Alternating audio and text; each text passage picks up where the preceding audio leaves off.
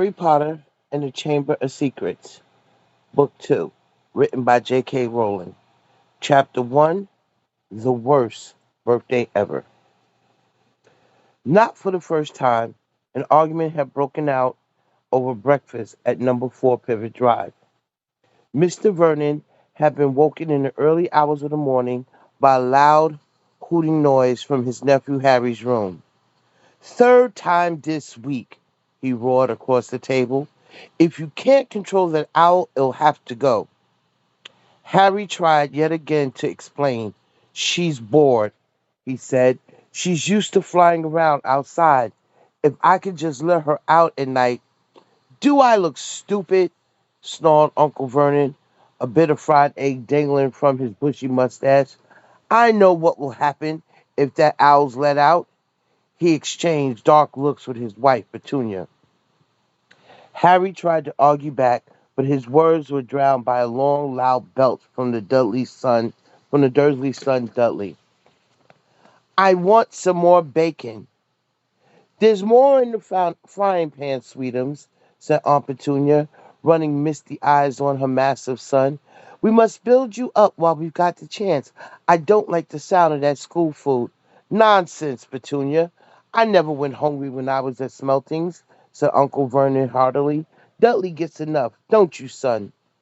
Dudley, who was so large his bottom drooped over either side of the kitchen chair, grinned and turned to Harry.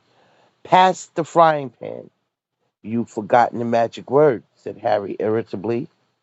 The effect of this simple sentence on the rest of the family was incredible. Dudley gasped and fell off his chair with a crash that shook the whole kitchen. Mrs. Dursley gave a small scream and clapped her hands to her mouth. Mr. Dursley jumped to his feet, veins throbbing in his temples. I meant please, said Harry. I didn't mean. What have I told you? Thundered his uncle, spraying spit over the table, about saying the M word in our house. But how dare you threaten Dudley? Roared Uncle Vernon, pounding the table with his fist. I just, I warned you. I will not tolerate mention of your immortality under this roof. Harry stared from his purple-faced uncle to his pale aunt, who was trying to heave Dudley to his feet. All right, said Harry. All right. Uncle Vernon sat back down, breathing like a winded rhinoceros, and watching Harry closely out of the corner of his eyes. Ever since Harry had come home from the summer holidays, Uncle Vernon had been treating him like a bomb that might go off at any moment, because Harry wasn't a normal boy. As a matter of fact, he was not as normal as it was possible to be. Harry Potter was a wizard fresh from his first year at Hogwarts School of Witchcraft and Wizardry. And if the Dursley was unhappy to have him back for the holidays, it was nothing to how Harry felt. He missed Hogwarts so much it was like having a constant stomachache. He missed the castle with the secret passageways and ghosts, his classes, though perhaps not Snape, the portions master, the mail arriving by owl, eating banquets in the Great Hall, sleeping in his four-poster bed in the Tower Dormitory, visiting the gamekeeper Hagrid in his cabin next to the Forbidden Forest in the grounds, and especially Quidditch, the most popular sport in the wizarding world. 6 tall goalposts, 4 flying balls, and 14 players on broomsticks. All Harry's spellbooks, wands, robes, cauldron, and top-of-the-line Nimbus 2000 broomstick had been locked in a cupboard under the stairs by Uncle Vernon.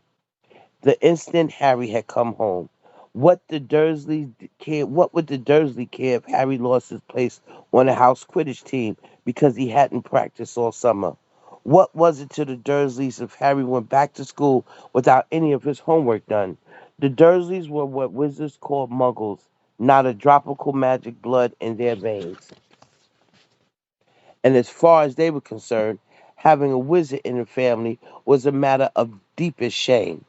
Uncle Vernon, who had even padlocked Harry's owl, Hedwig, inside her cage to stop her from carrying messages to anyone in the wizarding world. Harry looked nothing like the rest of the family. Uncle Vernon was large and necklaced, with an enormous black mustache. Aunt Petunia was horse-faced and bony. Dudley was blonde, pink, and porky. Harry, on the other hand, was small and skinny, with brilliant green eyes and jet black hair that was always untidy. He wore round glasses, and on his forehead was a thin, lightning-shaped scar. It was this scar that made Harry so particularly unusual, even for a wizard.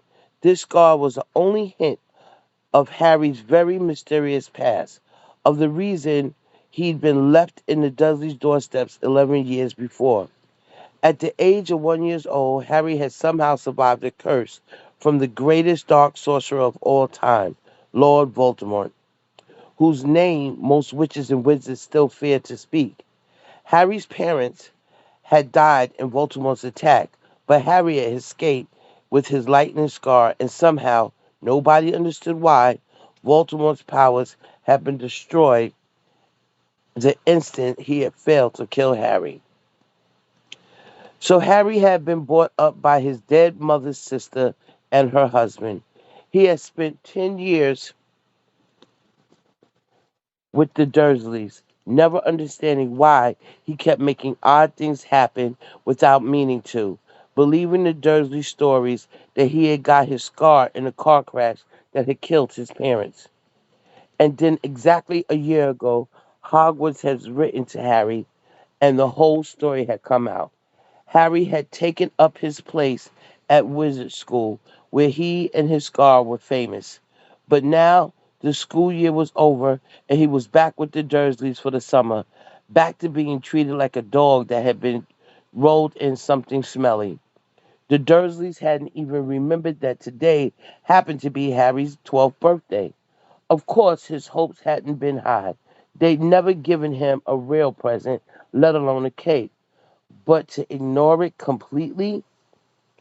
At that moment, Uncle Vernon cleared his throat importantly and said, "Now, as we know, today is a very important day." Harry looked up, hardly daring to believe. This could well be the day I make the biggest deal of my career," said Uncle Vernon. Harry went back to his toast. Of course, he thought bitterly. Uncle Vernon was talking about the stupid dinner party. He'd been talking of nothing else for 2 weeks. Some rich builder and his wife were coming to dinner, and Uncle Vernon was hoping to get a huge order from him. Uncle Vernon's company made drills. "I think we should run through the schedule one more time," said Uncle Vernon. "We should all be in position at 8 o'clock, Petunia. You will be in the lounge," said Aunt Petunia promptly, "waiting to welcome them graciously to our home." "Good, good. And Dudley?" "I'll be waiting to open the door." Dudley put on a foul, simpering smile. "May I take your coats, Mr. and Mrs. Mason?"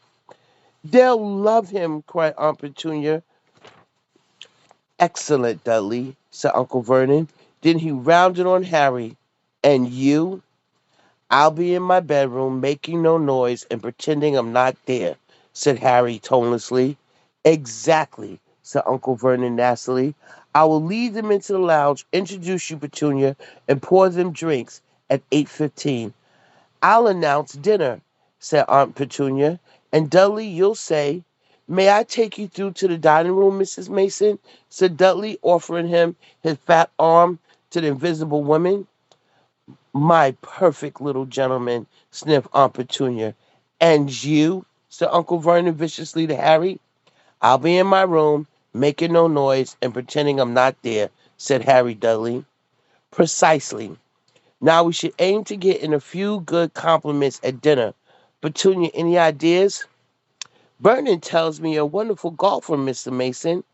Do tell me where you bought your dress, Mrs. Mason." "Perfect. Dudley?"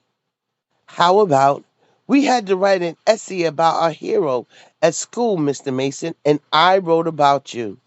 This was too much for both Aunt Petunia and Harry. Aunt Petunia burst into tears and hugged her son, while Harry ducked under the table so they wouldn't see him laughing. And you, boy? Harry fought to keep his face straight and he emerged. I'll be in my room, making no noise and pretending I'm not there, he said. "To right you will," said Uncle Vernon. "The Masons don't know anything about you, and it's going to stay that way. When dinner's over, you'll take Mrs. Mason back to the lounge for coffee, Petunia, and I'll bring the subject around the drills. With any luck, I'll have the deal signed and sealed before the news at 10. We'll be shopping for a vacation home in Mersona this time tomorrow."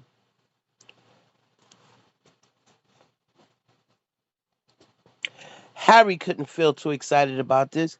He didn't think the Dudley would like him any better in Majorna than they did on Pivot Drive. "Right, I'm off into town to pick up the dinner jackets for Dudley and me. And you," he snarled at Harry, "you stay out of your aunt's way while she's cleaning." Harry left through the back door. It was a brilliant sunny day. He crossed the lawn, slumped down on the garden bench, and sang under his breath. "Happy birthday to me. Happy birthday to me." No cards, no presents, and he would be spending the evening pretending not to exist. He gazed miserably into the hedge. He had never felt so lonely. More than anything else at Hogwarts, more even than playing Quidditch, Harry missed his best friends, Ron and Weasley and Hermione Granger. Ron Weasley and Hermione Granger. Harry missed his best friends, Ron Weasley and Hermione Granger. They, however, didn't seem to be missing him. Neither of them had written to him all summer, even though Ron had said he was going to ask Harry to come and stay. Countless times, Harry had been on the point of unlocking Hedwig's cage by magic and sending her to Ron and Hermione with a letter, but it wasn't worth the risk. Underage wizards weren't allowed to use magic outside of school. Harry hadn't told the Dursleys this. He knew it was only their terror that he might turn them all into dung beetles that stopped them from locking him in the cupboard under the stairs with his wand and broomstick. For the first couple of weeks back, Harry had enjoyed murmuring nonsense words under his breath and watching Dudley tearing out of the room as fast as his fat legs would carry him. But the long silence from Ron and Hermione had made Harry feel so cut off from the magical world that even Taunton Dudley had lost its appeal. And now Ron and Hermione had forgotten his birthday. What wouldn't he give now for a message from Hogwarts, from any witch or wizard? He'd almost be glad of a sight of his arch enemy Draco Malfoy, just to be sure it hadn't all been a dream. Not that his whole year at Hogwarts had been fun. At the very end of his term, Harry had come face to face with none other than Lord Voldemort himself. Voldemort might be a ruin of his former self, but he was still terrifying, still cunning, still determined to regain power. Harry had slipped through Voldemort's clutches for a second time, but it had been a narrow escape, and even now, weeks later, Harry kept waking up at night, drenching in cold sweat, wondering where Voldemort was now, remembering his livid face, his wide, mad eyes. Harry suddenly sat bolt upright on a garden bench. He had been staring against absent-mindedly into the hedge, and the hedge was staring back. Two enormous green eyes had appeared among the leaves. Harry jumped to his feet just as a jeering voice floated across the lawn. "I know what today is," sang Dudley, waddling toward him. The huge eyes blinked and vanished. "What?" said Harry, not taking his eyes off the spot where it had been. "I know what today is," Dudley repeated, coming right up to him. "Well done," said Harry. "So you finally learned the days of the week." "Today's your birthday," sneered Dudley. "How come you haven't got any cards? Haven't you even got friends at that freak place?" "Better not let your mom hear you talking about my school," said Harry coolly. Dudley hitched up his trousers, which was slipping down his fat bottom. "Why were you staring at that hedge?" he said suspiciously. "I'm trying to decide what would be a great spell to set it on fire," said Harry. Dudley stumbled back at once, a look of panic on his fat face. "You can't! Dad told you you're not to do magic. He said he'll chuck you out of the house and you haven't got anywhere else to go. You haven't got any friends to take you. Jiggly, jiggly, pokely, said Harry in a fierce voice. Hocus pocus, squiggly wiggly. Mom! Howled Dudley, tripping over his face, fat feet as dashed back toward the house. Mom! He's doing you know what? Harry paid dearly for his moment of fun, as neither Dudley nor the heads were in any way hurt.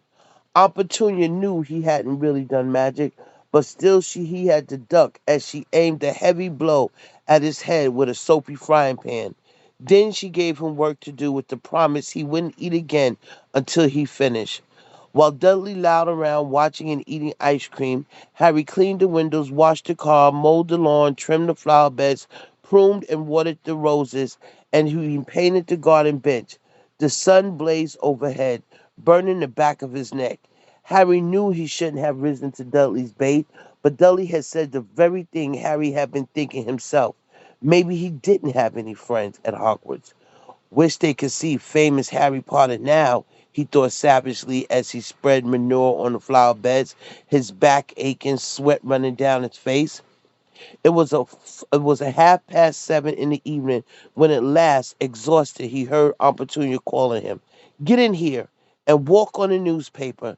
Harry moved gladly into the shade of the gleaming kitchen. On top of the fridge stood tonight's pudding in a huge mound whipped cream, sugary violets. A loin roast of pork was sizzling in the oven. Eat quickly. The Masons will be here soon, she snapped, pointing toward two slices of bread and a lump of cheese on the kitchen table.